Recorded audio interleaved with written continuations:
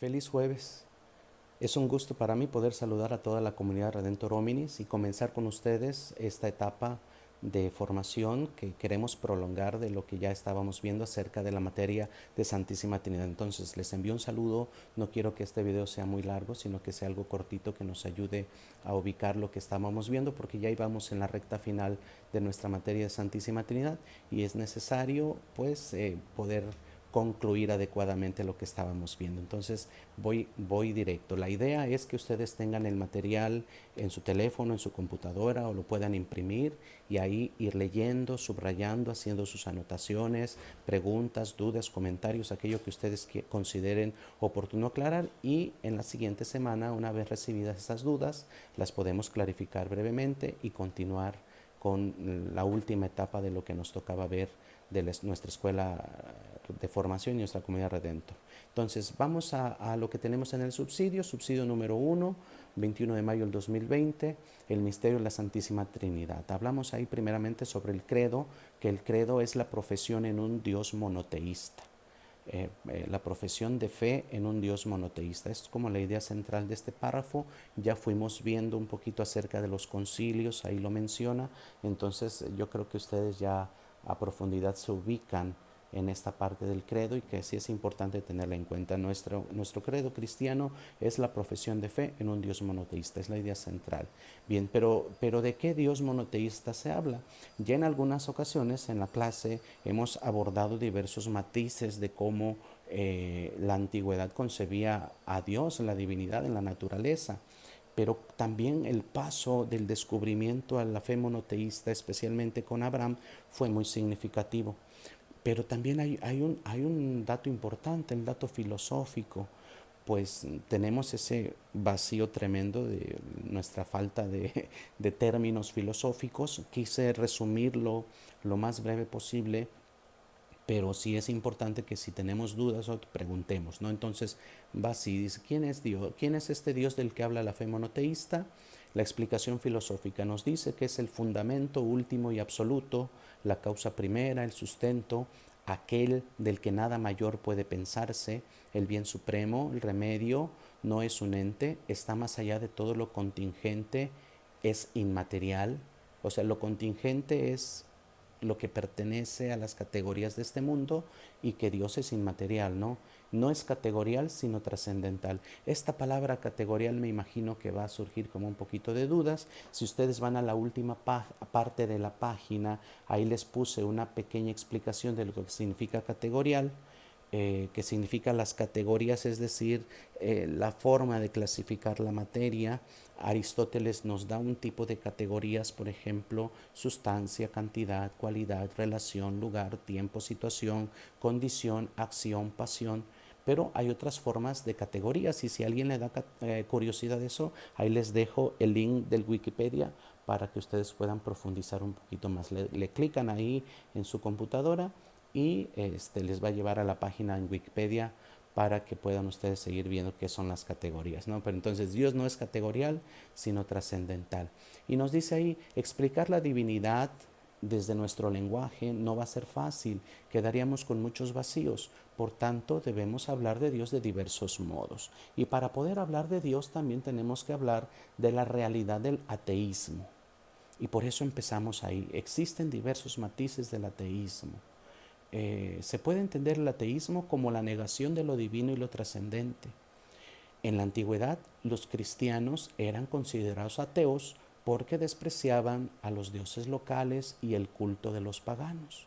En la modernidad, con la aparición del pensamiento racionalista de René Descartes, se cambió esta idea teísta, es decir, donde Dios está en el centro, y se pone el antropocentrismo, es decir, el conocimiento, la racionalidad, la existencia del hombre, la verdad conocida científicamente es lo que ocupa el centro de la vida, ¿no? Y este antropocentrismo nos hace desplazar la idea de Dios. Entonces, de este antropocentrismo derivan dos formas de ateísmo que las vemos presentes en nuestra actualidad, ¿no? La primera forma de ateísmo es la que afirma que Dios no existe porque no es necesario tener a Dios para explicar los fenómenos de la naturaleza. Ahí en el primer párrafo se nos habla, en este primer número, inciso número 1 de este primer párrafo, se nos habla cómo las ciencias naturales, el método científico brotan de ese presupuesto, ¿verdad? No es necesario tener a Dios para descubrir la verdad presente en la naturaleza o en el mundo. Entonces, esa es una forma de ateísmo. Pero hay otra forma de ateísmo que se llama el ateísmo filosófico, que nos dice que Dios es el reflejo de nuestros miedos, de nuestra impotencia, de nuestras inseguridades. Nos dice este ateísmo filosófico que el ser humano tiende al infinito y aspira a ser lo que no es, aspira a ser lo que no puede, y por eso necesita un Dios que le ayude a sustentar esta impotencia. Hay una frase en latín que está escrita ahí que significa Homo hominis Deus es. Dios es igual o semejante a los hombres. Aquí, si se dan cuenta, el ateísmo filosófico invierte lo que la Sagrada Escritura nos dice. La Escritura nos dice que el hombre fue hecho a imagen y semejanza de Dios. El ateísmo filosófico dice que Dios ha sido hecho a imagen y semejanza de los miedos y complejos del hombre. ¿Verdad? Toda nuestra impotencia la vemos reflejada en Dios porque necesitamos algo más grande que nosotros que nos ayude a darle sentido o orientación a nuestra vida. Eh, este ateísmo filosófico trae un trasfondo histórico que analizaríamos con más detenimiento si estuviéramos en clase, pero lo resumo de esta manera. El ateísmo filosófico surge del dolor de ver el sufrimiento humano, y ese sufrimiento humano vio su presencia, su manifestación más fuerte durante la Primera y Segunda Guerra Mundial. Entonces nosotros nos imaginamos el dolor de una catástrofe, de una guerra de esa magnitud. Por supuesto que produce dudas existenciales y uno se pregunta dónde está Dios en medio de este dolor, en medio de esta tristeza, de este sufrimiento. Entonces es una consecuencia histórica, ¿no? Y hay muchos filósofos como Nietzsche o Sartre que hablan pues de la necesidad de matar a Dios. Por ahí lo vamos a ver, dice, el ateísmo comunista ve a la religión como una proyección sociológica. El hombre oprimido necesita de una droga, opio, para sobrellevar sus desilusiones y sufrimientos. Dios solo es el consuelo para calmar el sufrimiento humano. Eso es lo que dice Marx y todo el pensamiento comunista sobre Dios. Nietzsche dice que el cristianismo es la religión del sufrimiento humano, y que solamente se puede terminar con esto cuando pensamos en matar a Dios o proclamar la muerte de Dios para que salga el superhombre. Surge así el superhombre. El superhombre es aquel que no necesita de Dios para poder construir su porvenir, su destino. Y en Sartre, pues dice que si Dios existe, el ser humano no es libre, ¿no? Entonces, es más profundo, pero es como lo básico. Y nos dice ahí el siguiente tema, la teología frente al ateísmo. En la Biblia se menciona que solo los necios no creen en Dios. San Pablo dice, no tienen excusa quienes viendo la creación no creen en Dios. Por favor, revisan esas citas bíblicas y las comprueban también ustedes mismos. El Concilio Vaticano II, en la Constitución de Filius, condena los errores del panteísmo como contrarios a la razón y destructiva de la sociedad.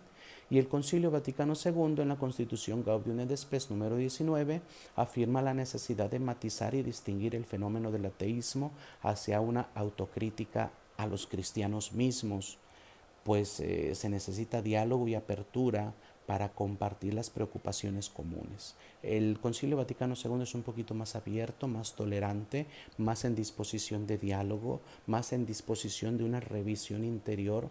¿Qué actitudes en mí han provocado que el otro no crea, que el otro niegue a Dios, que el otro se aleje?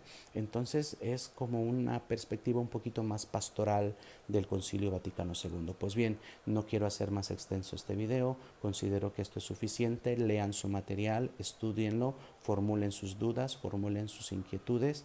El próximo jueves, primeramente Dios, vamos a tener otro videíto con el tema que sigue.